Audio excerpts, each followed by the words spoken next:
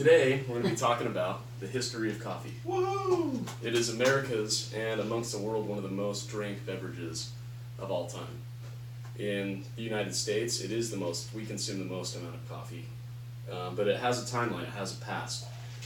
Some of the original times where it came from in about 850, there were some monks up in the mountains in the Arabian Peninsula. And the monk noticed that as his goats ate these berries off a tree, they gained a substantial amount of energy and would stay up all night. So he took those berries, brought them back to the monastery, and with another few monks made a tea with the berries. They noticed that by drinking the tea, it gave them a ton of energy to get to the evening prayers that were long and slow, and that perked them up to get through everything. So as news of this drink spread, the monks shared it with other people who come to the monastery, and it spread into the Arabian Peninsula further, where they started to brew it on a large scale. They found that if you broke the berry down, there was a bean inside, and if you roasted that bean, then it would turn into the drink that we enjoy today. Kind of a cruder version, but basically the same. As it moved on to about 1100, first coffee trees were cultivated along the Arabian Peninsula, and it started to grow. When people would travel to the Arabian Peninsula from other countries, traders and dignitaries, they would have this drink and bring it back with them, and bring back the seeds and grow it in their area as well.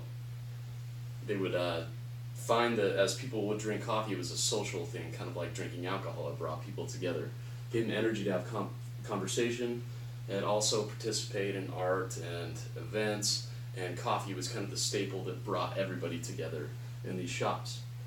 So, as news of this started to spread, people realized that there was probably a lot of money involved.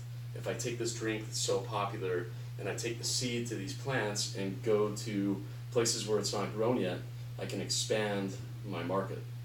So the seeds were brought to, say, South America, in spots where a lot of coffee is grown today, parts of Africa, and then throughout the Arabian Peninsula as well. The plant seems to thrive in those environments.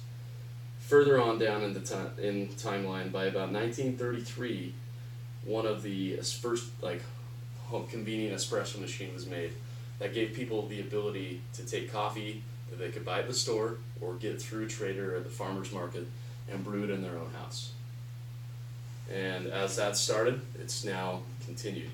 So some statistics on how much coffee is consumed today. 1,600 million cups a day worldwide, okay, which is a lot, right? So we need to continue to grow. The U.S. consumes the most amount of coffee in the world. Under that, you have France and Italy and other places where it's a popular drink as well. Just going here, it just shows that it's an extensive market. It's the second most traded commodity next to crude oil. My sources today are bestcoffeeimagine.co, and Ruby Detroit is where I pulled the timeline from and my study.